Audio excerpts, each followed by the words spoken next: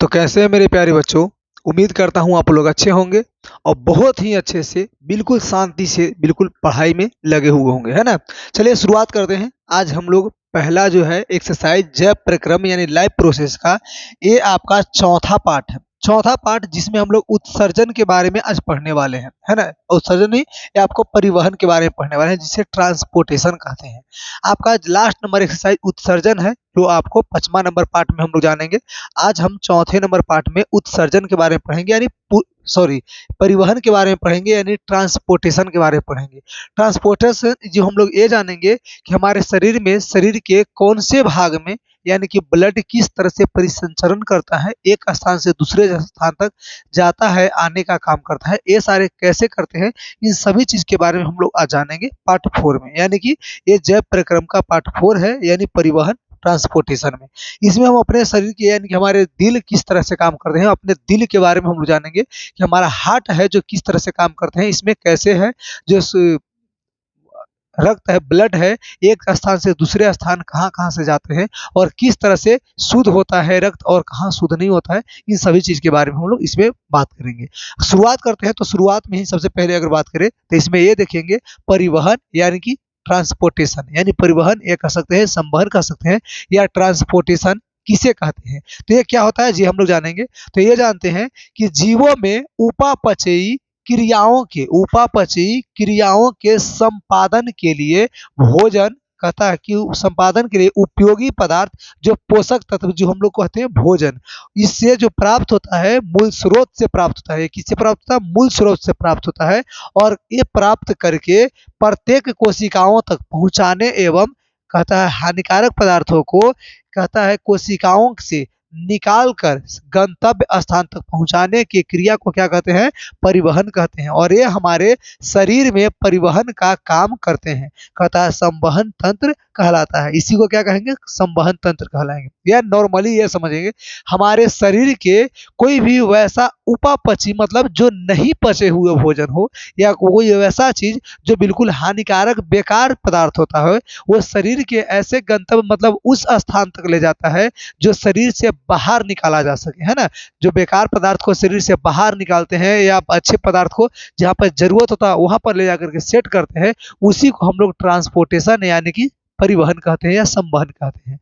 अब उसी प्रक्रिया को यहाँ पर समझेंगे क्या, कि हमारे जीव जो होते हैं, जितना जीव है उसके उपपची जो बिना पचे हुए काम हो, या कोई किसी चीज का संपादन करता है और उसके उपयोग पदार्थ यानी कि जरूरी वाला पदार्थ होता है, जैसे आपका कार्बन ऑक्सीजन हो गया और पोषक तत्व मतलब भोजन हो गया, इसको मूल स्रोत से यानी कि मूल स्रोत से हम लोग प्राप्त करते हैं, और मूल स्रोत से प्राप्त करके प्रत्येक कोशिकाओं में, हर एक कोशिकाओं में पहुंचाने का काम करें। और हानिकारक पदार्थों को, मेन पॉइंट जो होते हैं, मेन पदार्थ, उसको शरीर के सभी कोशिकाओं तक पहुंचाने का काम करता है। और हानिकारक पदार्थ को शरीर के अन्य अलग अलग विभिन्न भागों से ले आकर के गंतव्य यानी कि बेकार, यानी कि जहाँ से उत्सर्जी होता है, यानी शरीर से बाहर निकलता है, उस स्थान तक ले जाकर के, यानी आप डायरेक्टली कह सकते हैं कि मल मूत्र के पास में ले आकर के छोड़ देता है, और वहां से हमारे शरीर से बाहर निकल जाते हैं।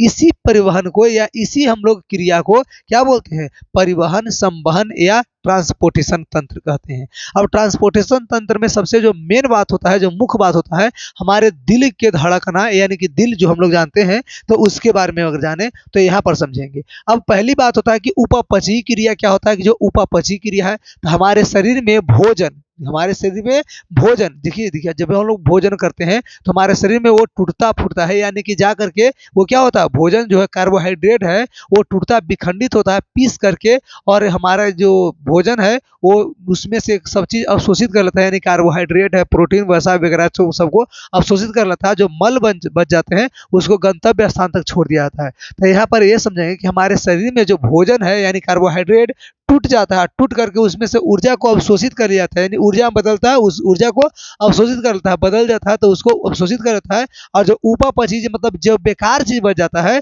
वो बेकार चीज को हम लोग क्या कहते हैं? ये बेकार चीज को ही उपापचयी कहते हैं। क्या बोलते हैं? उपापचयी, यानी कि ऊर्जा को अवशोषित करके निकाल देता है।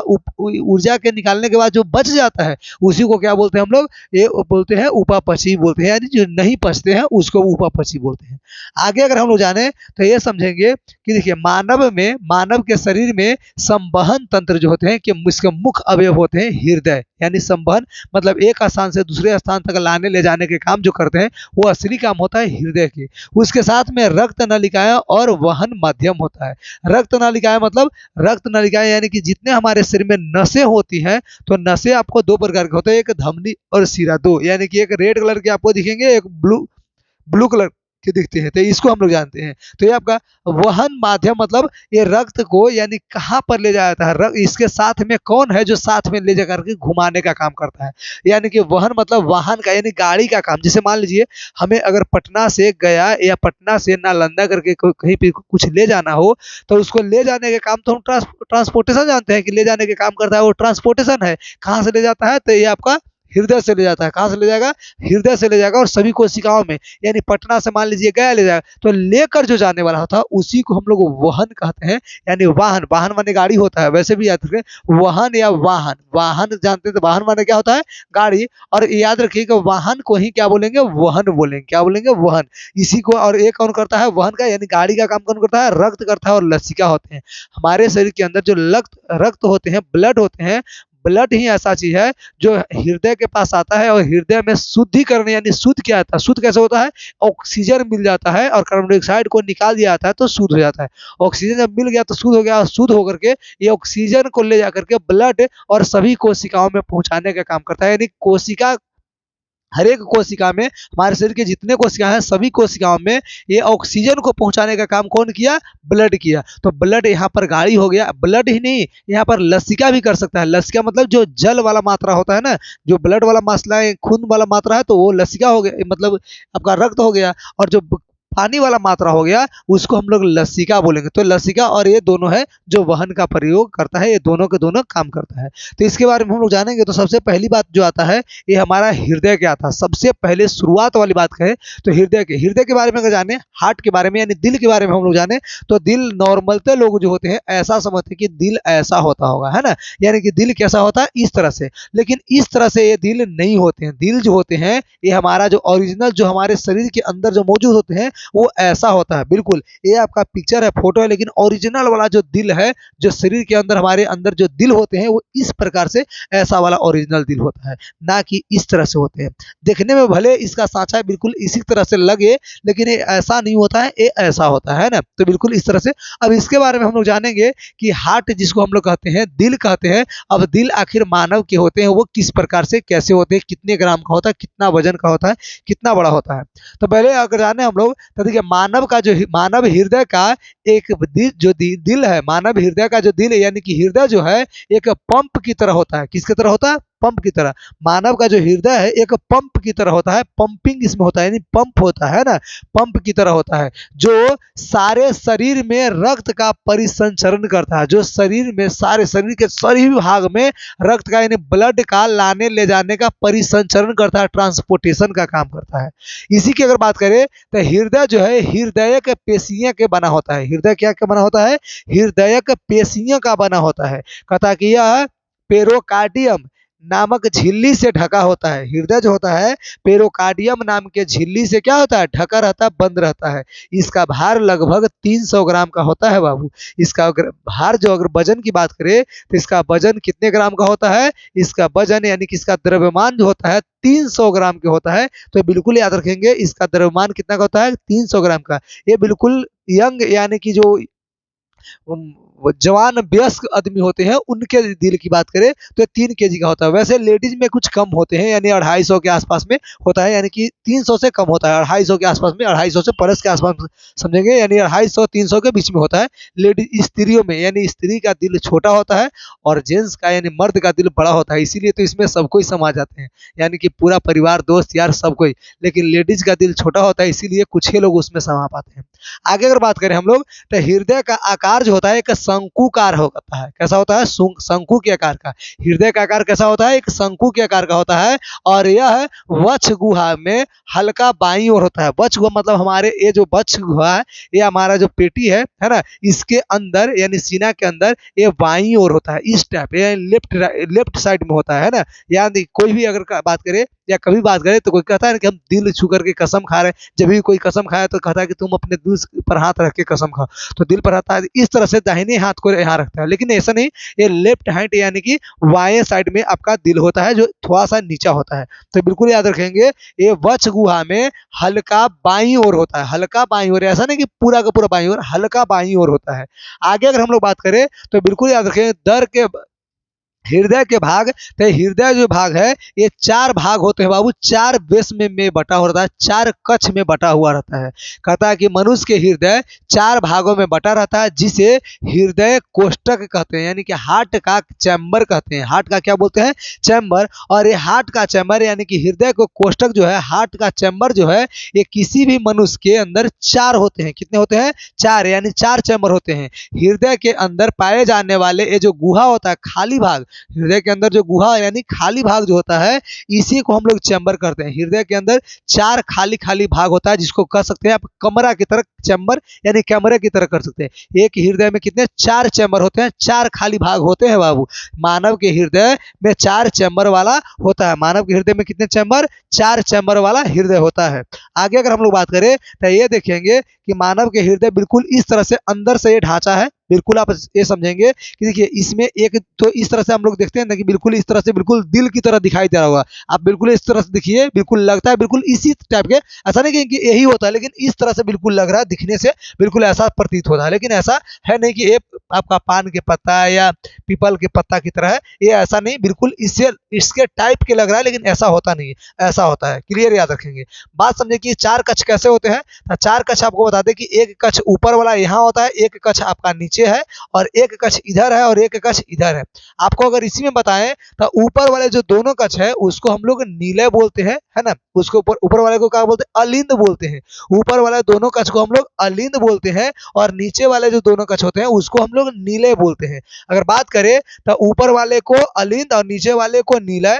आपको यह बात याद रखिए, 4 कक्ष जिसमें आपका दाया साइड में और बाया साइड में, यानी कि 2 दाया साइड में और 2 बाया साइड में, है ना। 2 ऊपर 2 नीचे, 4 हो गया, यानी कि 2 इधर के बात कीजिए तो ये आपका दाहिना साइड में ऊपर वाले, दाहिना साइड के ऊपर वाला क्या होता है? अलिंद होते हैं, और बाया साइड के ऊपर वाला भी अलिंदे होते हैं। दोनों ऊपर वाला अलिंद और नीचे वाला नीले होता है। तो ये याद रखेंगे, अगर दाहिना साइड के ऊपर वाला हो तो इससे हम लोग क्या बोलते हैं? इससे दाहिना यानी कि दाया अलिंद बोलते हैं, और नीचे वाला को दाया नीले बोलते हैं।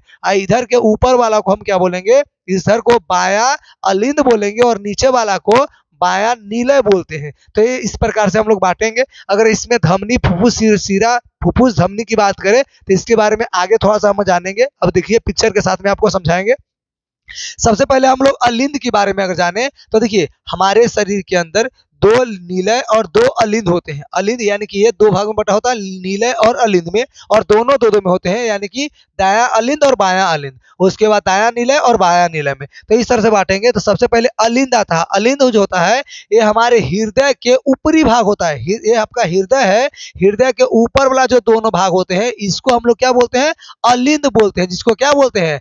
एट्रियम बोलते हैं, या ऑट्रियल बोलते हैं, ऑट्रिकल बोलते हैं, है ना। तो कहता है कि ये हृदय का ऊपरी भाग होता है जो शरीर से रक्त अलिंद के माध्यम से हृदय में प्रवेश करता है। शरीर से जो रक्त जो है, हमारे शरीर के बॉडी से जो रक्त है वो हृदय में प्रवेश करता है, तो अलिंद में सबसे पहले जाता है। किस में जाता है? अलिंद में। उसके बाद क्या जाता है? नीले में जाता है। तो सबसे पहले अलिंद यानी ऊपर वाला में जाता है।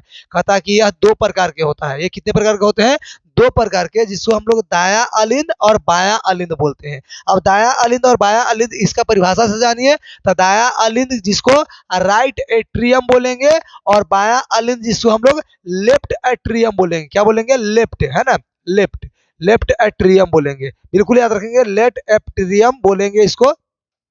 चलिए आगे अगर बात करें हम लोग तो राइट एट्रियम जो का होता है, दाया अलिंद क्या होता है? तो हृदय के दाएं भाग के ऊपर, बिल्कुल याद रखिए, हृदय के दाहिना भाग के ऊपर, यानी ऊपर वाला, दाहिने भाग के ऊपर वाला, यानी इस भाग वाले जो होते हैं इसको क्या बोलेंगे? राइट एट्रियम बोलेंगे, यानी कि दाया अलिंद बोलते हैं। और बिल्कुल याद रखेंगे, हम लोग अगर इस तरफ की बात करें तो ये आपका बाया भाग के जो ऊपर वाला भाग हो गया, तो इसको क्या बोलेंगे? इसको हम लोग बाया अलिंद बोलते हैं। तो इतना बात याद रखेंगे कि दाया हृदय के दाहिने भाग के ऊपरी कोष्ठक जो दायां अलिंद कहा जाता है, और इस भाग में पूरे शरीर का बी ऑक्सी, बी ऑक्सी मतलब एक कार्बन डाइऑक्साइड मिला हुआ इसमें रक्त रहेगा। ब्लड जो होते हैं ये दाया में, दाया वाला जो भाग होता है, दाया वाला भाग, इसमें क्या होते हैं, ये कार्बन डाइऑक्साइड मिला हुआ ब्लड होते हैं। इसमें जो ब्लड आते हैं, जो कार्बन डाइऑक्साइड मिला हुआ ब्लड आते हैं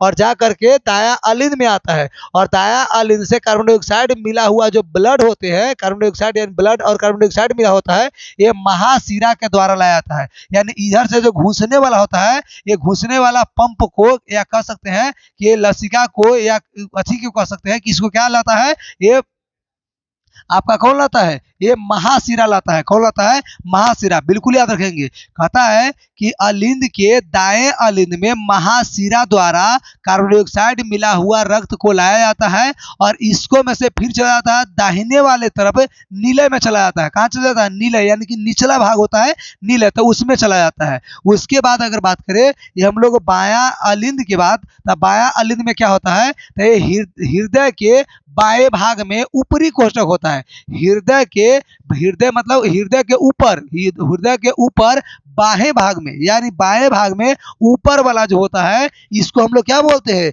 बायां अलिंद कहते हैं। और इसमें कहते हैं बायां अलिंद कहा जाता है जो फेफड़ा से बी ऑक्सीजनित, मतलब फेफड़ा से ऑक्सीजनित मतलब ऑक्सीजन मिला हुआ, ये फेफड़ा से, इधर जो है बायां अलिंद में जो फेफड़ा से ब्लड आता है, ऑक्सीजन मिला हुआ ब्लड आता है, और इसके से जाकर के कहा चला जाता है, ये बायां नीले में चला जाता है। बायां अलिंद से बायां नीले में, ये आप याद रखेंगे, दायां अलिंद से दायां नीले में और बायां अलिंद से बायां नीले में प्रवेश कर जाता है क्या, ब्लड। याद रखेंगे, दायां अलिंद में बिल्कुल कार्बन डाइऑक्साइड मिला हुआ रक्त आता है, और बायां अलिंद में जो आता है वो ऑक्सीजन मिला हुआ रक्त आता है, यानी शुद्ध रक्त इसको बोल सकते हैं कि शुद्ध रक्त आता है।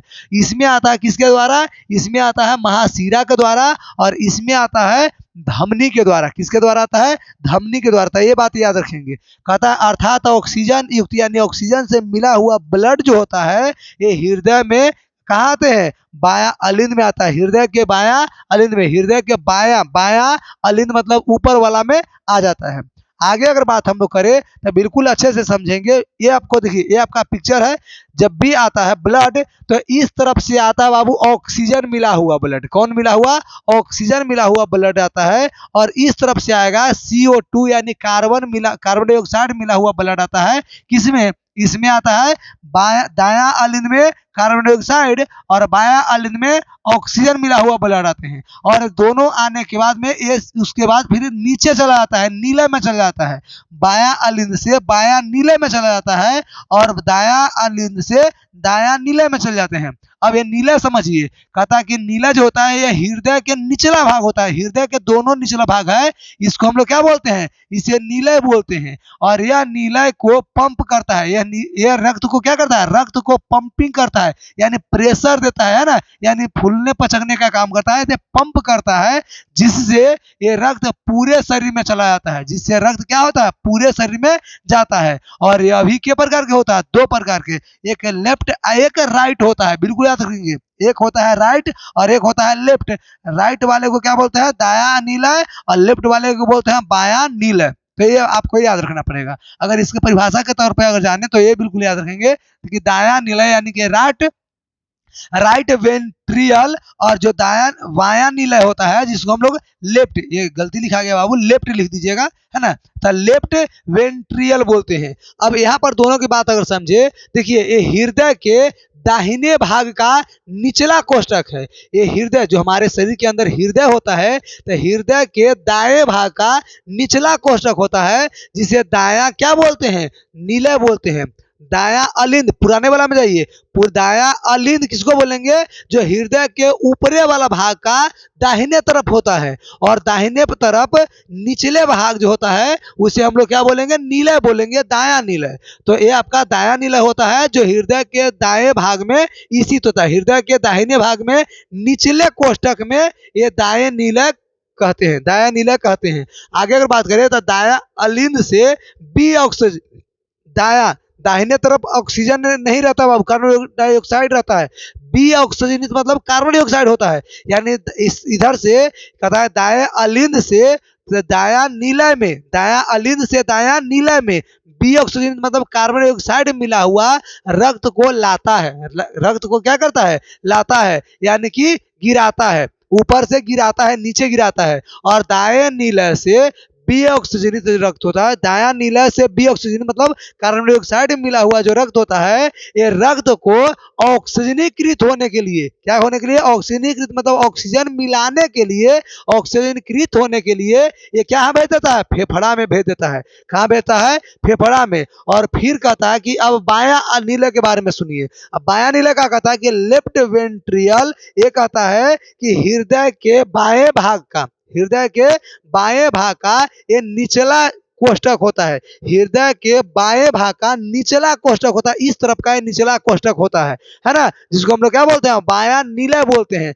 और ये जो कोष्ठक होता है, यहाँ पर बायां नीलय, वाया अलिंद से, वाया अलिंद मतलब ऊपर वाला से नीलय में, यानी ऊपर वाला से नीलय में, वाया अलिंद से वाया नीलय में क्या करता है? ऑक्सीजन से मिला हुआ रक्त को लाया जाता है, लाया जाता है, आता है। और यहाँ से महाधमनी के द्वारा, यहाँ से किसके द्वारा? महाधमनी के द्वारा कहता है कि ऑक्सीजनीकृत रूप में रुधिर पूरी शरीर में, यानी यहाँ से हमारे पूरे शरीर में भेज दिया जाता है। सबसे पहली बात समझिए, अब यहाँ पर समझा रहे हैं जो एकदम क्लियर समझ जाइएगा।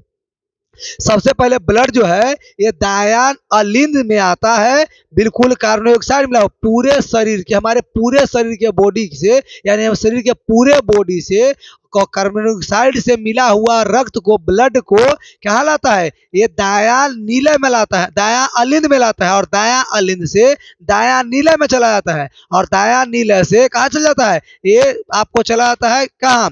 ये आपको फुफ्फुस धमनी में चला जाता है ना। तो यहाँ पर बिल्कुल याद रखिए, यहाँ से बिल्कुल फेफड़ा में चला जाता है। और फेफड़ा में जाकर के ब्लड को मिक्सिंग होता है, यानी कि ब्लड में से फेफड़ा में जाता है, फेफड़ा में से कार्बन डाइऑक्साइड को निकालता है और ऑक्सीजन को मिलाता है। ऑक्सीजन को मिला करके अब यहाँ आता है, इधर आइए, इधर आता है, क्या आता है? वहाँ फेफड़ा में ऑक्सीजन को मिला करके और इधर आता है बायां अलिंद में, बायां अलिंद में लाता है। और बायां अलिंद से बायां नीले में चला जाता है। और बायां अलिंद नीले से ये शरीर के पूरे बॉडी में ले जाकर के विभिन्न भागों में ये छोड़ने का काम करता है, पहुंचाने का काम करता है। ये बात आप समझिए। अब इसी के बात अगर पूरी तरह से समझाएं तो ये समझिए कि हृदय के अंदर रक्त का मार्ग कैसे काम किया। जे सुनिए, शरीर में कार्बन डाइऑक्साइड, देखिए बी ऑक्सीजनित अगर कहेंगे तो कार्बन डाइऑक्साइड समझिएगा। कहता है कि शरीर में कार्बन डाइऑक्साइड, शरीर में कार्बन डाइऑक्साइड मिला हुआ रक्त आता है, वो कहाँ आता है? ब्लड, यानी ब्लड जो होता है कार्बन डाइऑक्साइड से मिला हुआ ब्लड महाशिरा के माध्यम से, किसके माध्यम से? महाशिरा के माध्यम से दाया अलिंद में, दाया अलिंद है, दाया क्या है? इधर अलिंद, दाया वाला समझिएगा अलिंद है, ऊपर में दाया अलिंद होता है। तो दाया अलिंद में प्रवेश करता है और दाया अलिंद से दाया नीले में चला जाता है। दाया अलिंद से कहाँ चला जाता है? दाया नीले में चला जाता है। कहता है दाया अलिंद से कहाँ जाता है? बी ऑक्सीजनित रक्त जो होते हैं ये दाया नीले में छोड़ दिया जाता है, दाया नीले में छोड़ देता है। और दाया नीले से, दाया नीले से कहाँ चला जाता है? वहाँ फेफड़ा में चला जाता है। दाया नीले से, दाया नीला से इस बीऑक्सिन यानी कार्बन डाइऑक्साइड मिला हुआ रक्त को फुफ्फुस धमनी के माध्यम से, फुफ्फुस धमनी के माध्यम से ये फेफड़ा में भेज दिया जाता है। कहाँ भेज दिया जाता है? फेफड़ा में भेज दिया जाता है। और जब भेजने के बाद या छोड़ने के बाद फेफड़ा जो है, रक्त को फेफड़ा जो है इसको क्या करता है? कार्बन डाइऑक्साइड को निकाल लेता है। कार्बन डाइऑक्साइड जब फेफड़ा में पहुंच जाता है तो पहुंचने के बाद कार्बन डाइऑक्साइड को निकाल लेता है और ऑक्सीजन को मिला देता है। किसको मिला देता है? यानी कार्बन डाइऑक्साइड जो है, कार्बन डाइऑक्साइड क्या करता है? कार्बन डाइऑक्साइड को हटा देता है और ऑक्सीजन में मिला जाता है। और ऑक्सीजन में मिला करके फेफड़ा में यह ऑक्सीजनकृत फुफ्फुस शिरा, यानी फेफड़ा में ऑक्सीजन से मिला हुआ जो चीज रहता है ये फुफ्फुस शिरा के माध्यम से ये कहता है कि बाया अलिंद में, यानी कि फुफ्फुस शिरा के माध्यम से बाया अलिंद में, यानी बाया बाया तरफ से ऊपर वाला अलिंद होता है जो ऊपर वाला अलिंद में लेकर के आता है। अलिंद में जैसे प्रवेश करेगा तो बाया अलिंद से बाया नीले में चला जाता है, ऊपर से नीचे, यानी अलिंद से नीले में चला जाता है। और नीले में जाकर के ऑक्सीजन रक्त रक्त यानी ऑक्सीजन से मिला हुआ ब्लड को नीले में छोड़ देता है, और यही बायां नीले से, जो बायां नीले क्या होता है, सबसे चौड़ा वाला भाग होता है, तो चौड़े चेंबर में जाता है और यहाँ से शुद्ध रक्त को महाधमनी के माध्यम से, किसके माध्यम से, महाधमनी के माध्यम से पूरे शरीर में भेज दिया जाता है, या महाधमनी के माध्यम से पूरे शरीर के जितने भाग है उन सभी कोशिकाओं तक पहुंचाने का काम करता है। यहाँ से, कहाँ से, यानी कि बाया नीला से, तो यहाँ से छोड़ने का काम करता है। अब एक इसके बाद अगर जाने तो ये देखेंगे यहाँ पर नोट पॉइंट देखिए, समझिएगा। कहता है कि दाया, क्या कहता है, दाहिना अलिंद से दाहिना नीला के माध्यम में, यानी कि मध्य मतलब बीच में, ये दाया अलिंद, दाया अलिंद से दाया नीला के बीच में, एक बीच में, बीच मतलब मध्य में एक कपाट होता है बाबू, जिसे त्रिदलीय कपाट बोलते हैं। क्या बोलते हैं, त्रिबलीय कपाट या त्रिदलीय कपाट बोलते हैं। और अगर बात करें तो ये बाया तरफ समझिएगा, बाया अलिंद से बाया नीला के बीच में द्विदलीय कपाट होता है। कौन दलीय कपाट, द्विदलीय कपाट या द्विदलीय कपाट, आप बिल्कुल याद रखिए, द्विदलीय कपाट होता है। कहता है कि नसें जाम हो जाती है, कभी कभी शरीर के अंदर जो हृदय है, ये हार्ट के यानी हृदय के नस जो होती है जाम हो जाती है, तो उस समय हार्ट अटैक आ जाता है। उस समय क्या आता है, हार्ट अटैक आ जाती है, जिसके कारण क्या होती है, हार्ट अटैक आ जाता है। आगे बात समझिए, कहता है हृदय की धड़कन, हृदय की धड़कन यानी हृदय जो है वो तेज गति से क्या होता है, धड़कता है। तो हृदय की धड़कन यानी तेज गति से धड़कना है, इसको मापने के लिए एक यंत्र का यूज करना पड़ता है, और उस यंत्र का नाम है स्टेथोस्कोप। क्या नाम है, स्टेथोस्कोप से उसे मापने का काम करते हैं, यानी यूज किया जाता है। देखिए आगे इसके बारे में अगर समझे हम लोग, देखिए हृदय को मापने के लिए डॉक्टर जो है आला का यूज करते हैं। आप देखे होंगे, एक काना में लगा लेंगे, कान में लगा के वो पाइप की तरह होता है, और यहाँ पर या हमारे कोई भी भाग में देखेंगे, यानी आला का काम करते हैं, आला को यूज करते हैं, यानी कि इससे आवाज सुनते हैं। कौन सा आवाज, डॉक्टर है कि लब डब का आवाज सुनता है। कौन सा आवाज सुनता है, लब जब, यानी डब डब करता है, धक धक जो करता है वो आवाज सुनता है। कौन, डॉक्टर है जो आला लगा करके लब डब का आवाज सुनता है। बिल्कुल याद रखेंगे, आला के माध्यम से डॉक्टर जो है, डॉक्टर साहेब वो लब डब के आवाज को सुनते हैं, यानी कि जो हृदय है ये धड़कता है, धक धक करता है, वो धक धक का आवाज सुनते हैं। और हृदय हमारा 1 मिनट में कितनी बार धड़कता है, 72 बार। बिल्कुल याद रखेंगे, हमारा हृदय जो है 1 मिनट में 72 बार धड़कता है। लेकिन जबकि छुच कहता है कि शून्य अवस्था में, कौन अवस्था में, शून्य अवस्था में, यानी शून्य की अवस्था में 1 मिनट में ये 150 बार धड़कता है। कितने बार धड़कता है, 150 बार। यही पर अगर बात करें तो एक बार जब दिल धड़कता है, एक बार जब धड़कन हमारा धड़कता है, तब 70 ml ब्लड को अंदर लेके जाता है।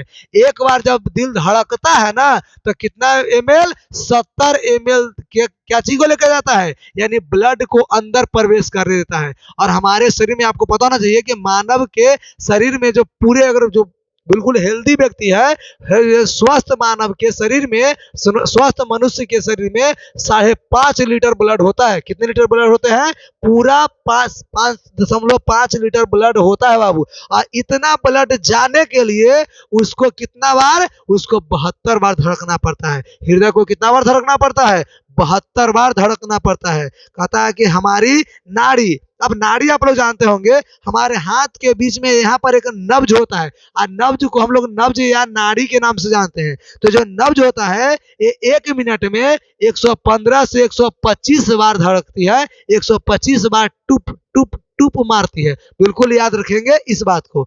आगे अगर हम लोग समझे तो ये भी समझेंगे कि रक्त नलिकाएं क्या होती है।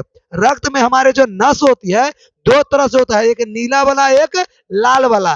नीला वाला होता है जो कार्बन डाइऑक्साइड के गैस को लेकर के, कार्बन डाइऑक्साइड से मिला हुआ ब्लड को लेकर के आने का काम करता है, क्या है, हमारे धड़कन में। और हमारे धड़कन यानी हमारे हृदय से शुद्ध रक्त को ले जाने का काम करता है, जो ऑक्सीजन से मिला हुआ रहता है, जो शुद्ध रक्त होता है उसको ले जाने का काम करता है रेड वाला। अब यहाँ पर समझिए, कि रक्त को ले आने तथा ले जाने वाले, रक्त को लाने और ले जाने वाले नसों को रक्त नलिकाएं या रक्त वाहिनियां कहते हैं। क्या बोलते हैं? रक्त वाहिनी कहते हैं।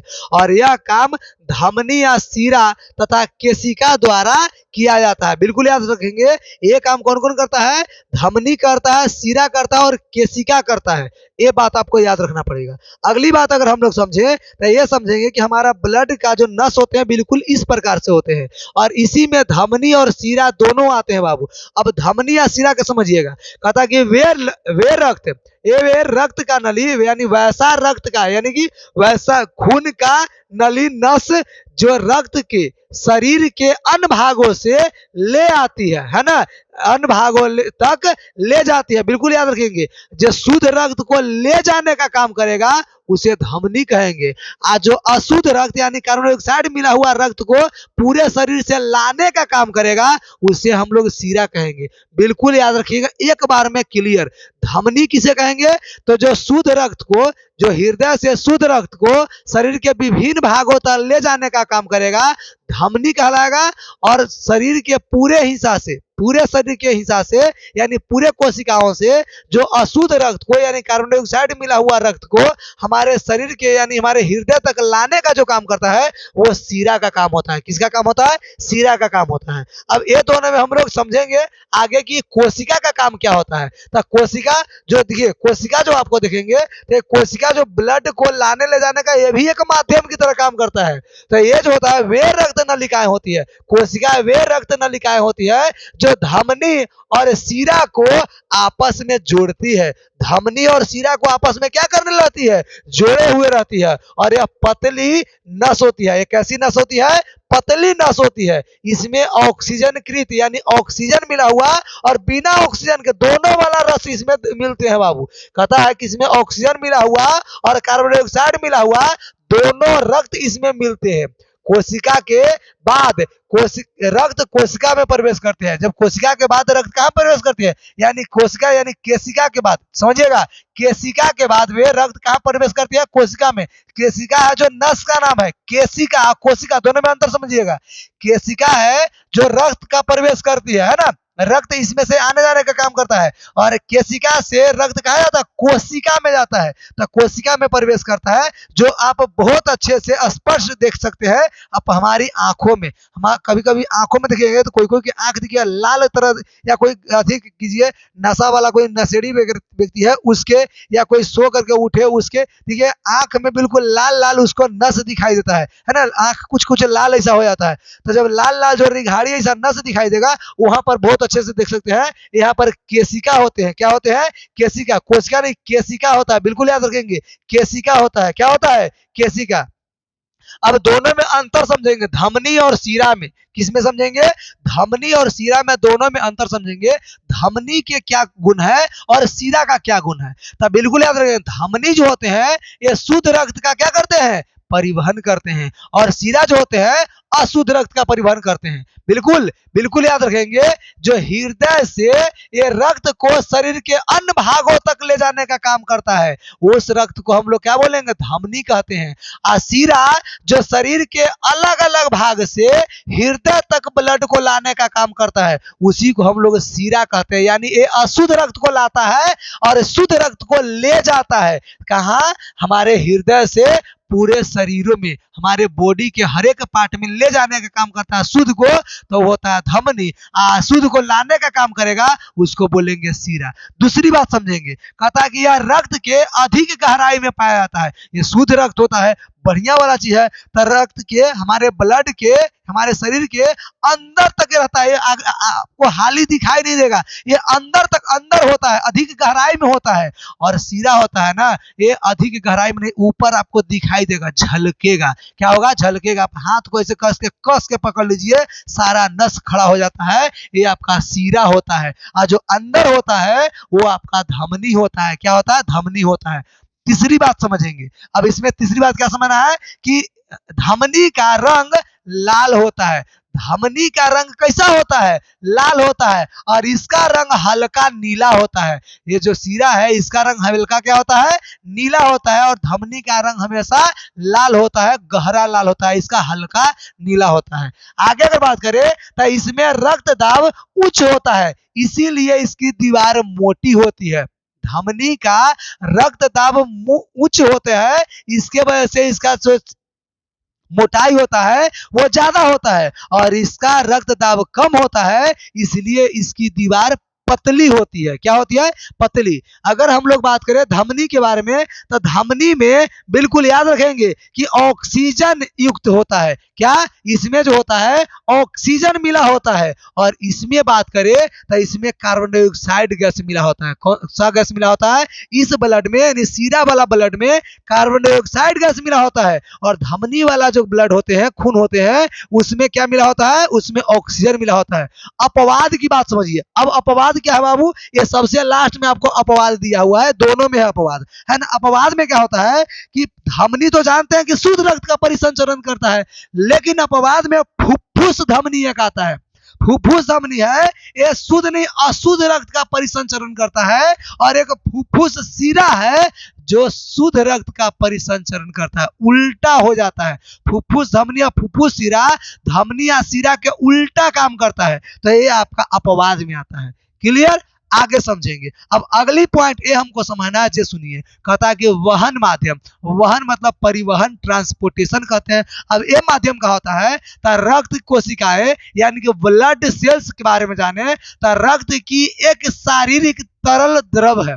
रक्त, रक्त मतलब ब्लड। ब्लड किसे कहते हैं? और कोई पूछ दे आपसे कि ब्लड जो है, सेल्स जो है, ये हम ब्लड जो है यानी कि रक्त जो है किसे कहते हैं? खून हम लोग कहते किसको है? तो खून ऐसा नहीं समझिए, खून करना मतलब मर्डर करना होता है, तो वो वाला खून नहीं। खून मतलब ब्लड को बात कर रहे हैं। तो ब्लड जो होता है ये आखिर होता क्या है, इसमें क्या क्या चीज मिला होता है, तो इसके बारे में आप समझिएगा ब्लड क्या होता है। तो ब्लड जो होता है, रक्त जो होता है, एक शारीरिक तरल द्रव है, यानी तरल द्रव का पदार्थ है जो रक्त वाहिनियों के अंदर विभिन्न अंगों में लगातार बहता है। जो रक्त वाहिनियों के अंदर विभिन्न भागों में लगातार क्या होता है? बहता है। आगे अगर बात करें तो रक्त वाहिनी, रक्त वाहिनी किसको बोलते हैं? जो नसें होती है, नसें को हम लोग बोलते हैं रक्त वाहिनी। तो रक्त वाहिनी में प्रवाहित होने वाला, रक्त वाहिनी में प्रवाहित होने वाला एक गाढ़ा कुछ चिपचिपा लाल रंग का द्रव होता है, जो जीवित का है, संवहन ऊतक है। जो जीवित संवहन यानी संयोजी ऊतक है। कौन ऊतक है? संयोजी। बिल्कुल याद रखेंगे, ये आपको एग्जाम में आ सकता है कि संयोजी ऊतक क्या है? रक्त यानी कि ब्लड है ना। इसमें प्लाज्मा और रक्त से मिला हुआ, यानी प्लाज्मा और रक्त दोनों से मिल करके बनता है। संयोजी ऊतक प्लाज्मा और रक्त दोनों को मिला करके बनता है, जिसका पीएच मान 7.4 होता है। पीएच मान कितना होता है? 7.4 होता है। पीएच मान 7.4 होता है, अर्थात यह क्षारीय होता है। जिसका पीएच मान 7 से अधिक वो क्षारीय होता है। तो ये क्षारीय होता है। ब्लड कैसा होता है? क्षारीय पदार्थ है। आगे अगर बात करें हम लोग तो ये देखेंगे इसका कार्य के बारे में, इसका काम क्या होता है। तो रक्त जो होता है पचे हुए भोज पदार्थ का परिवहन करता है। रक्त है जो पचे हुए, यानी कि खाना हम लोग खाते हैं, पच जाते हैं, जो ऊर्जा तैयार होता है एटीपी के रूप में या किसी और के रूप में, तो उस ऊर्जा का परिवहन करता है एक स्थान से दूसरे स्थान, यानी हमारे शरीर के सारे बॉडी में लाने ले जाने का काम करता है। क्यों? ये आपका रक्त है, यानी ब्लड। साथ में रक्त हार्मोन यानी कि CO2 और O2 का परिवहन करता है। रक्त हार्मोन है यानी कार्बन डाइऑक्साइड का और ऑक्सीजन का दोनों का परिवहन करता है, लाने ले जाने का काम करता है, ट्रांसपोर्टेशन करता है। रक्त उत्सर्जीकृत, कहता है कि रक्त जो होता है उत्सर्जित पदार्थ का निष्कासन करता है। उत्सर्जित पदार्थ किसको कहेंगे? जो शरीर में बेकार, वो खराब चीज है, जिसको मल मूत्र कहे, उसको शरीर से बाहर निकालने का। या हमारे शरीर के बॉडी के कोशिकाओं में कुछ गंदे गंदे चीजें बढ़ जाते हैं, हानिकारक पदार्थ जो हो जाते हैं, उसको भी शरीर से बाहर निकालने का, गंतव्य स्थान तक पहुंचाने का, उत्सर्जी करने का काम करता है। ये बात भी समझिएगा। अगली पॉइंट देखिए, सबसे लास्ट है जो समझिए। कहता कि रक्त तापमान को नियंत्रित करता है। हमारे बॉडी में जो टेम्परेचर होता है, इसका नियंत्रण कौन करता है? तो ये आपका ब्लड करता है। टेम्परेचर का नियंत्रण कौन करता है? ब्लड, यानी कि रक्त करता है ना, नियंत्रण करता है। कहता मलेरिया का बुखार अगर किसी को हो, मलेरिया का बुखार हो तो उसमें स्प्लीन को प्रभावित होने से के कारण रक्त का तापमान गिर जाता है। रक्त का तापमान क्या होता है? गिर जाता है। अगर किसी को मलेरिया बुखार है, स्प्लीन से प्रभावित होने के कारण वो क्या होता है? उसका तापमान गिर जाता है, जिसके कारण से उसका शरीर में क्या होता है? ठंडा पड़ जाता है, ठंडा होने लगता है। क्लियर? आगे अगर हम लोग बात समझे तो अगली पॉइंट समझेंगे कि रक्त बाबू दो प्रकार के, रक्त कितने प्रकार के? दो प्रकार के। एक होता है प्लाज्मा, दूसरा होता है रक्त कण। क्या बोलेंगे? रक्त कण। प्लाज्मा में 60, प्लाज्मा जो रक्त में प्लाज्मा की मात्रा 60% होती है और रक्त कण का मात्रा कितना परसेंट? 40% होता है। रक्त कण तीन प्रकार के, WBC, RBC और रक्त पट्टिकाणु जिसको बोलते हैं। अब WBC किसको बोलेंगे? WBC इसका फुल फॉर्म होता है व्हाइट ब्लड सेल्स, है ना, व्हाइट ब्लड सेल्स यानी श्वेत रक्त कणिका। और RBC उसको बोलते हैं रेड ब्लड सेल्स यानी लाल रक्त कणिका। क्या बोलेंगे? लाल रक्त कणिका या लाल रक्त कोशिका भी हम लोग कहते हैं। और ये प्लेटलेट्स है, जो प्लेटलेट्स एक अलग चीज है ना, ये पूरा नाम प्लेटलेट्स है। अब इसके बारे में अगर जाने हम लोग तो रक्त प्लाज्मा के बारे में समझिए। सबसे पहले रक्त प्लाज्मा जो इस तरफ जो 60% है, अब इस प्लाज्मा के बारे में समझेंगे। रक्त प्लाज्मा यानी कि प्लाज्मा जो 60% है। कहता है यह रक्त के एक ऐसा महत्वपूर्ण भाग है, ये ब्लड का 60% है, एक ऐसा महत्वपूर्ण भाग है जिसमें 90% जल होता है। इस ब्लड में ये आपका प्लाज्मा वाला भाग में, प्लाज्मा वाला ब्लड में 90% क्या होता है? जल होता है और 10% में प्रोटीन कार्बोहाइड्रेट होते हैं। प्रोटीन और क्या होते हैं? कार्बोहाइड्रेट होते हैं। प्लाज्मा में पाए जाने वाला प्रोटीन कहता फाइब्रोनोजिन, कहता प्रोटीन, कहता प्लाज्मा में पाए जाने वाला प्रोटीन जो होता है फाइब्रिनोजेन तथा प्रोथ्रोम्बिन होता है। और यह दोनों जो है प्रोटीन रक्त के थक्का बनाने यानी कि जमने में मदद करता है। थक्का बनाने में यानी कि जमने में क्या करता है? मदद करता है। कौन? ये जो आपका है फाइब्रोइन या प्रोथ्रोम्बिन, ये आपका है जो रक्त को थक्का बनाने में यानी कि जमने में यानी कि गढ़ा बनाने में मदद करता है। कहता है कि जब रक्त प्लाज्मा से क्या करता है? फाइब्रिनोजिन को नामक प्रोटीन को निकाल दिया जाए, यानी प्लाज्मा में से कहता है कि फाइब्रिनोजिन को क्या किया जाए? निकाल दिया जाए। तो वह प्रोटीन को निकालते हैं तो शेष बचा हुआ जो रक्त होता है वह सीरम कहलाता है। शेष जो बचा हुआ रक्त जो रह जाएगा उसी को हम क्या कहेंगे? सीरम कहते हैं। और सीरम हल्के पीले रंग का होता है, जो बीमारियों के जांच सीरम से किया जाता है। जब भी अगर किसी की बीमारी हो जाए और आप डॉक्टर के पास जाते हैं और आपका ब्लड चेक करने के लिए बात करता है तो उसका ब्लड जो चेक होता है सीरम के सहायता से होता है। किसके सहायता से? सीरम के सहायता से उस व्यक्ति की बीमारी पता चलता है, यानी उसकी जांच किया जाता है सीरम में, है ना। आगे अगर बात करें हम लोग तो रक्त कण की बात करें। रक्त कण जो प्लाज्मा के दूसरा टाइप का होता है ना, जो 40% इसका भाग है। पूरे ब्लड में 40% जो भाग होता है रक्त कण का होता है। और यह रक्त कण कणिका का भाग होता है। रक्त कण जो होते हैं ये कणकीय भाग होता है और इसमें 3 भाग होते हैं। रक्त कण जो 40% है, 40% में 3 भाग होते हैं, जो RBC, WBC और प्लेटलेट्स, जिसको हम लोग क्या बोलते हैं? बिंबाणु कहते हैं। अब RBC यानी लाल रक्त कोशिका, WBC श्वेत रक्त कोशिका और प्लेटलेट्स जिसे बिंबाणु हम लोग कहते हैं, ये आखिर कितने कितने होते हैं और क्या क्या होते हैं, इन तीनों के बारे में हम लोग जाने। तो इन तीनों के बारे में अगर जाने तो सबसे पहले समझेंगे RBC रेड ब्लड और क्या सेल्स या रेड ब्लड हम क्या बोलते हैं? प्यूल्स बोलते हैं। अब इसको लाल रक्त कोशिका बोलेंगे। लाल रक्त कोशिका भी समझिए। कहता है कि लाल रक्त को एरिथ्रोसाइड, कहता है एरिथ्रोसाइड भी कहते हैं। लाल रक्त को क्या कहते हैं? एरिथ्रोसाइड कहते हैं। और यह जो कण है, रक्त जो है वो कण का प्रमुख कोशिका है। ये रक्त का प्रमुख क्या है? कोशिका है, जिसमें संख्या का सबसे बड़ी है। इसमें संख्या क्या होता है? सबसे बड़ी होती है। और RBC में केंद्रक और लाइसोसोम नहीं पाया जाता। RBC जिसको हम लोग क्या बोलते हैं? लाल रक्त कोशिका बोलते हैं। इसमें केंद्रक नहीं पाया जाता और लाइसोसोम नहीं पाया जाता। RBC एक जीवन काल का कितना होता है? 100 120 दिन का होता है। आरबीसी का जीवन काल कितना दिन का होता है? आरबीसी का जीवन काल जो पूरा का पूरा कितना होता है? आरबीसी का पूरा जीवन काल 120 दिन का होता है। कितना दिन का होता है? 120 दिन का। किसका? आरबीसी का पूरा जीवन काल।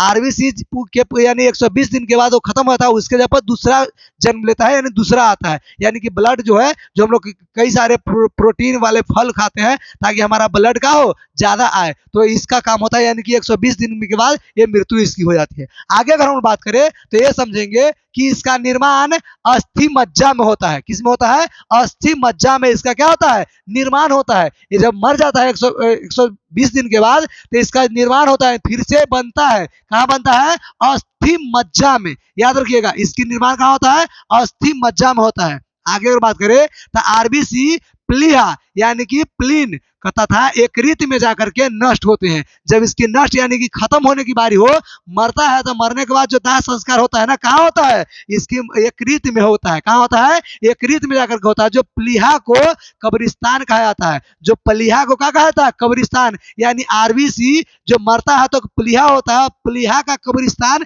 यानी मरने के बाद उसका दाह संस्कार किया जाता है कब्रिस्तान में, और वही कब्रिस्तान कहा जाता है किसको? ये प्लीहा को। बिल्कुल याद रखिएगा। अगला अगर बात समझे तो आरबीसी का आकार गोल होता है। आरबीसी कैसा होता है? एक गोल आकार होता है। आरबीसी का मुख्य जो कार्य होता है, ये ऑक्सीजन तथा कार्बन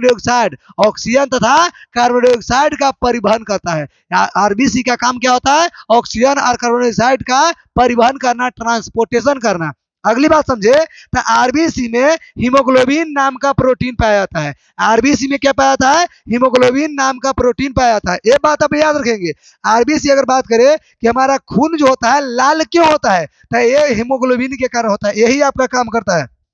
याद रखेंगे, हमारा जो आरबीसी है वो रेड क्यों होता है, लाल क्यों होता है? तो हीमोग्लोबिन नाम के क्या चीज के कारण? प्रोटीन के कारण होता है, और ये प्रोटीन में पाया जाता है। कहता है हीमोग्लोबिन यानी एचबी के ही कारण रक्त का होते हैं लाल रंग का होता है। हीमोग्लोबिन में लोहा पाया जाता है। हीमोग्लोबिन में क्या पाया जाता है? लोहा यानी कि आयरन पाया जाता है। अगर नोट पॉइंट इसमें जाने हम लोग तो ये जानेंगे कि हीमोग्लोबिन के कमी के कारण एनीमिया नाम का रोग हो जाता है। हीमोग्लोबिन के कमी के कारण क्या होता है? एनीमिया नाम का रोग, आपका बीमारी लग जा सकता है, यानी हीमोग्लोबिन क्या कमी रहेगा तब। अगली बात अगर समझे हम तो एक देखेंगे दूसरा, जिसको हम लोग डब्ल्यूबीसी कहते हैं। आरबीसी तो समझ गए, अब डब्ल्यूबीसी समझिए कि डब्ल्यूबीसी आखिर क्या है। तो डब्ल्यूबीसी श्वेत रक्त कोशिका होती है। क्या होती है? इसे हम लोग डब्ल्यूबीसी को श्वेत रक्त कोशिका कहते हैं। यानी कहते हैं कि श्वेत रक्त को क्या कहते हैं? ल्यूकोसाइटस भी कहा जाता है। क्या कहता है? ल्यूकोसाइटस कहा जाता है। श्वेत रक्त को यानी डब्ल्यूबीसी को ल्यूकोसाइटस भी कहते हैं। और इसमें केंद्रक होता है और इसमें हीमोग्लोबिन नहीं होता है, क्योंकि अगर इसमें हीमोग्लोबिन होता है तो ये लाल हो जाता है, और लाल ये हीमोग्लोबिन का काम है होता है लाल करना, तो आरबीसी में पाया जाता है। इसीलिए आरबीसी क्यों होता है? लाल होते हैं हीमोग्लोबिन के कारण। और डब्ल्यूबीसी यानी कि श्वेत रक्त कोशिका में हीमोग्लोबिन नहीं पाया जाता, इसलिए ये उजला होता है, लाल नहीं होते, जिसके कारण से ये सफेद रंग की दिखाई देती है। जिसके कारण कैसा दिखाई देता है? सफेद रंग की दिखाई देती है। क्लियर? चलिए आगे कहता है कि डब्ल्यूबीसी का आकार क्या होता है? अनियमित होता है। अनियमित मतलब कैसा भी हो सकता है, अनिश्चित इसको कह सकते हैं। डब्ल्यूबीसी का निर्माण अस्थि मज्जा में होता है। जैसे आरबीसी का निर्माण अस्थि मज्जा में होता है, वैसे ही डब्ल्यूबीसी का भी निर्माण कहाँ होता है? अस्थि मज्जा में होता है। इसका जीवन काल मात्र 4 दिन का होता है। डब्ल्यूबीसी का जीवन काल यानी डब्ल्यूबीसी का जिंदा कितना देर रहता है? तो डब्ल्यूबीसी बिल्कुल याद रखें, डब्ल्यूबीसी पूरे 4 दिन के बाद क्या हो जाता है? 4 दिन के बाद मर जाता है। 4 दिन के बाद क्या होता है? मर जाता है। और आरबीसी की कितना बताए थे? 120 दिन के बाद वो मर जाता है, खत्म हो जाता है। बिल्कुल याद रखेंगे। अगली बात समझिएगा, कहता है कि डब्ल्यूबीसी हमें संक्रमण यानी किसी भी बीमारी से बचाता है। डब्ल्यूबीसी जिसका बरियार स्ट्रॉन्ग रहेगा, समझिए कि उसके पास कोई बीमारी नहीं ठेकेगा, है ना। कहता है डब्ल्यूबीसी हमें संक्रमण यानी कोई भी बीमारी से क्या करता है? बचाता है, अर्थात रोगों से हमारी रक्षा करती है। कौन? डब्ल्यूबीसी। डब्ल्यूबीसी हमारी रोगों से क्या करती है? रक्षा करती है, और जिसे शरीर का सिपाही के नाम से भी जाना जाता है। हमारे शरीर का सिपाही के नाम से कौन जाना जाता है? WBC। कौन जाना जाता है? WBC। तो ये बातें लोग याद रखेंगे। अगली बात अगर समझाएं हम आपको तो कहता है कि ये एंटीबॉडी का निर्माण करती है। किसका निर्माण करती है? एंटीबॉडी। एंटीबॉडी उसको बोलते हैं जो किसी से लड़ता है, लड़ने यानी कि रोगों से लड़ने का काम करता है, इसीलिए एंटीबॉडी के नाम से इसको बात करते हैं। एंटीबॉडी का निर्माण करती है जो प्रतिरक्षा तंत्र में भाग लेती है। प्रतिरक्षा तंत्र मतलब कहते हैं बॉडीगार्ड के काम में भाग लेती है ना। आगे समझेंगे। अब अगली पॉइंट ये है प्लेटलेट्स, जो तीसरा नंबर में आता है, जिसे बिम्बाणु के नाम से भी जानते हैं। क्या के नाम से जानते हैं? बिम्बाणु। अब ये क्या होता है? प्लेटलेट्स, बिम्बाणु, ये कहता कि थ्रोम्बोसाइट इसको कहते हैं। इसका एक और नाम क्या है? थ्रोम्बोसाइट। प्लेटलेट्स का एक और नाम है थ्रोम्बोसाइट। कहता है कि थक्का को, रक्त को थक्का बनाने में मदद करता है। प्लेटलेट्स है जो रक्त को थक्का बनाने में क्या करता है? मदद करता है। अर्थात यह जो है बहाव को रोकता है। जब भी हमारे शरीर में कोई कट छट जाए और वहां पर जब कुछ देर के लिए चाप देते हैं तो वहां पर रक्त थपका जम जाता है, यानी जम जाता है। तो ये किसका काम होता है? ये प्लेटलेट्स का काम होता है। किसका काम होता है? प्लेटलेट्स का काम होता है। तो ये बात आप लोग याद रखेंगे। आगे अगर समझे तो ये रंगहीन होता है, यानी इसका कोई कलर, कोई रंग नहीं होता है। किसका? प्लेटलेट्स का। कहता है कि इसका जीवन काल 10 दिन का होता है। 10 दिन के बाद प्लेटलेट्स खत्म। आगे समझेंगे। कहता है कि डेंगू के बीमारी में इसकी संख्या कम हो जाती है। जिस व्यक्ति को अगर डेंगू की बीमारी हो जाए, डेंगू पकड़ ले, तो समझिए कि उस व्यक्ति में प्लेटलेट्स की संख्या कम हो गई है। प्लेटलेट्स वहां पर ना के बराबर है, इसीलिए उसको डेंगू की बीमारी हो गई है ना। कहता है कि यह शरीर को शक्ति प्रदान करती है। प्लेटलेट्स है जो शरीर को क्या प्रदान करती है? शक्ति, यानी ताकत, एनर्जी प्रदान करती है। क्लियर? आगे समझेंगे। अब आगे हम लोग समझना है तो लसिका के बारे में समझिए कि लसिका आखिर क्या है, जिसको लाइम्फ बोलते हैं। क्या बोलते हैं? लाइम्फ। अब कहता है कोशिकाओं के चारों ओर, कोशिकाओं के चारों ओर द्रव की एक पतली परत होती है। कोशिकाओं के चारों ओर द्रव का एक पतली परत होती है, उसे हम लोग उत्तक द्रव कहते हैं। क्या कहते हैं? उत्तक द्रव कहते हैं, यानी टिश्यू कहता है फ्यूल्ड बोलते हैं। क्या बोलते हैं? टिश्यू फ्यूल्ड, यानी कि उत्तक द्रव कहते हैं। कहता है कि रुधिर एवं कोशिकाओं के मध्य, रुधिर एवं कोशिकाओं के मध्य होने वाले पदार्थों के आदान प्रदान इसी उत्तक के द्रव के माध्यम से होता है। बिल्कुल याद रखेंगे। कहता है कि रुधिर एवं कोशिकाओं के मध्य में होने वाले पदार्थों के आदान प्रदान, होने वाले पदार्थों के आदान प्रदान इसी उत्तक के माध्यम से होता है। वास्तविक में रुधिर जो है कोशिकाओं से पदार्थ जैसे भोजन, ऑक्सीजन आदि के सबसे पहले इसी उत्तक के द्रव में क्या होता है? विसरित होते हैं, यानी फैल जाते हैं। आगे अगर बात हम लोग करें तो अगली पॉइंट देखिए, ये हमको समझना है रक्तदाब, जिसको हम लोग ब्लड प्रेशर कहते हैं। रक्तदाब जिसे क्या कहते हैं? अंग्रेजी में ब्लड प्रेशर कहते हैं। अब ब्लड प्रेशर क्या होता है इसे समझिए। ब्लड प्रेशर जो हमारे ब्लड में कितने तेजी से कोई ब्लड आर पार कर रहा है, ये उसी को हम लोग ब्लड प्रेशर कहेंगे। ब्लड प्रेशर नाम का कुछ बीमारी भी होता है, आप नाम सुने होंगे, जिसको बीपी शॉर्ट में बोलते हैं। क्या बोलते हैं? ब्लड प्रेशर को हम लोग बीपी शॉर्ट में बोलते हैं। क्या बोलते हैं? ब्लड प्रेशर को बीपी। अब ये रक्त दाब होता है जो समझिए, कहता है कि रुधिर वाहिकाओं के विरुद्ध, रुधिर वाहिकाओं के विरुद्ध जो दाब लगता है उसी को रक्तदाब कहते हैं। रुधिर वाहिकाओं के बीच में, विरुद्ध में, यानी उसको रोकने के लिए जो बल लगता है ना, या जो दाब लगता है, उसी को क्या बोलते हैं? उसी को हम लोग बीपी यानी कि रक्तदाब कहते हैं। यानी कि ये दो प्रकार के होता है, एक प्रकुंचन दाब और एक होता है अनुशिथिलन दाब। एक प्रकुंचन दाब, एक अनुशिथिलन दाब होता है। अब प्रकुंचन दाब जिसको हम लोग क्या बोलते हैं?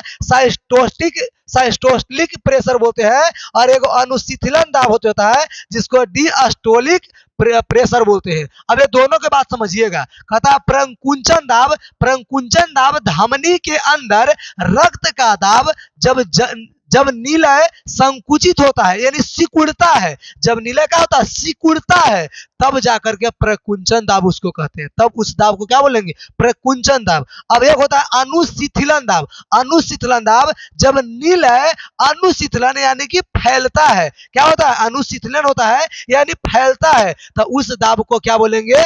अनुशिथिलन दाब। अब बात कीजिए, जब ही कोई चीज पचकेगा तो खाली पचकबे थोड़ी करेगा, फूलेगा पचकेगा, फूलेगा पचकेगा। जैसे सीना, जब हम कहीं से अगर दौड़ करके आते हैं, दौड़ने के बाद में कोई हंफना शुरू कर कर दे तो हमारा सीना है वो क्या होता है, ये डोलने लगता है ना, यानी कि फूलने और पचकने, कस के तेजी से ये हवा लेने लगता है, सांस लेते हैं तो वो फूलता पचकता है।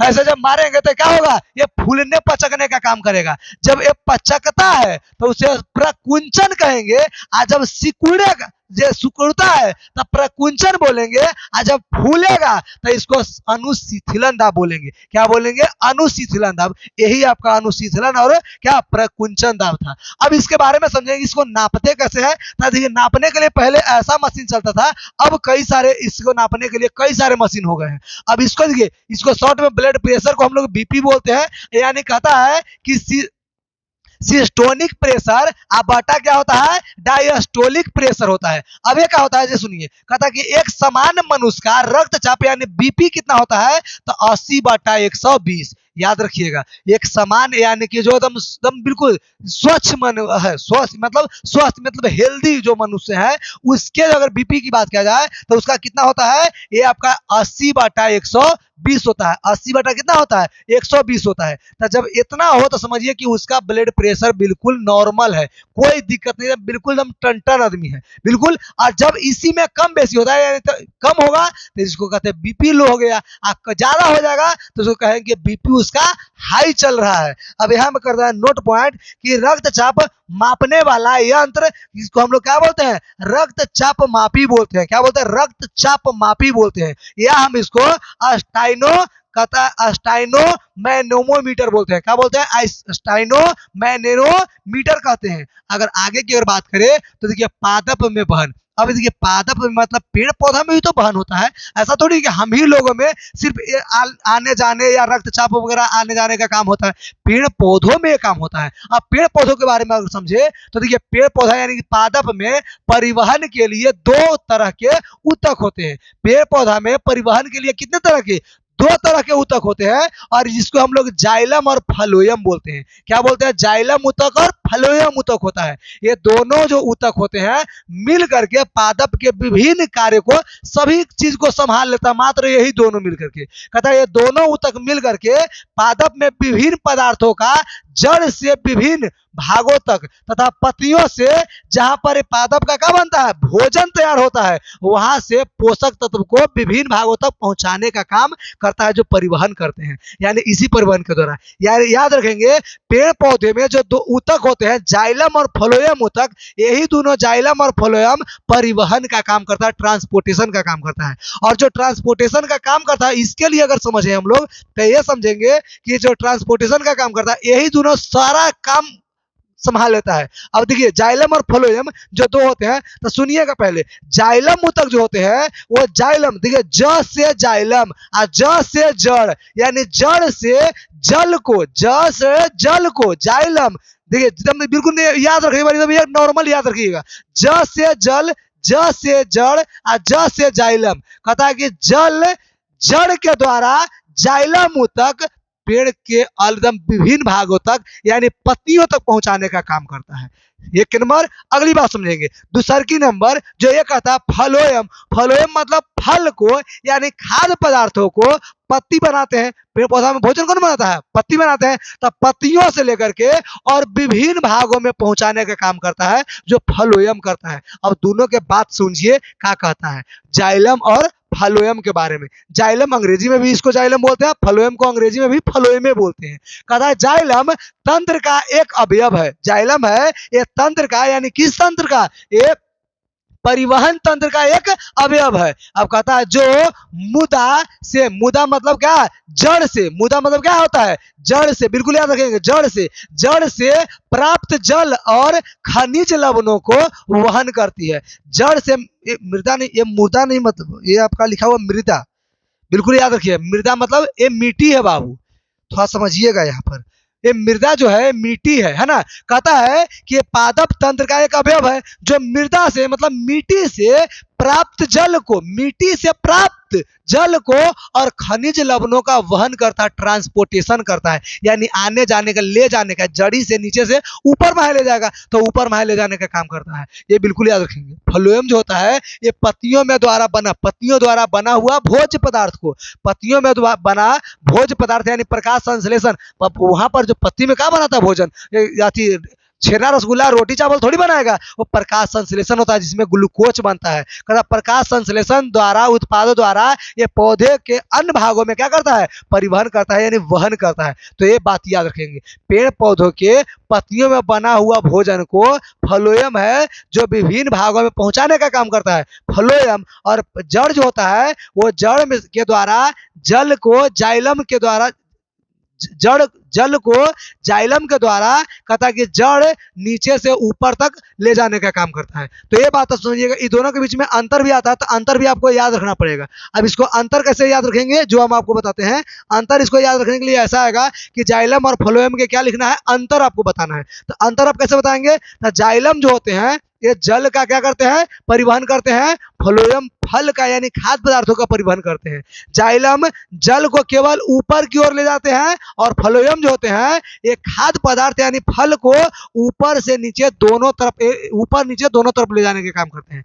और एक बात और सबसे मुख्य होता है, जाइलम के कोशिकाएं मृत होती है और फ्लोएम की कोशिकाएं जीवित होती है, जो अंदर होते हैं, छाल में होता है। ये बात आपको 3 गो पॉइंट बताए जो 2 नंबर के क्वेश्चन आपको पूछती है, तो इसको भी बिल्कुल याद रखेंगे। नहीं तो ऑब्जेक्टिव में भी कभी कभी पूछता है, तो ऑब्जेक्टिव में भी इसको याद रखिएगा। आगे अगर बात करें तो ये अगला जो पॉइंट हमारा आया ये उत्सर्जन आया। उत्सर्जन का क्लास हम लोग अगले एपिसोड में लेंगे, यानी अगला 5 पार्ट मिलेंगे। तो 5वां पार्ट बिल्कुल याद रखेंगे, पार्ट नंबर हम लोग, है ना, बिल्कुल आप याद रखेंगे। ये पार्ट आपका 5वां में आपको मिल जाएगा। 5वां नंबर वीडियो के लिए बिल्कुल इंतजार कीजिए। अगला दिन हम लोग फिर मिलते हैं, यानी कि लेकर के उत्सर्जन लेकर के। उत्सर्जन के पूरी की पूरी जीवन घटना है जो क्लियर करते चलेंगे, यानी कि जैव प्रक्रम का पूरा खलास। उसके साथ में 6ठा नंबर भी पार्ट आपका आएगा जो सब्जेक्टिव का क्वेश्चन आंसर, और 7वां नंबर जो पार्ट आएगा जिसमें ऑब्जेक्टिव का क्वेश्चन आंसर आपको क्लियर कराते हुए पूरा का पूरा फिनिश करने वाले हैं। तो बिल्कुल एकदम लगे रहेंगे और बिल्कुल एग्जाम में एकदम की तैयारी में एकदम इतने मस्त से एकदम लगे रहिए कि लगे कि नहीं इस बार 25 को एकदम फोड़ देना है ना। चलिए, थैंक यू।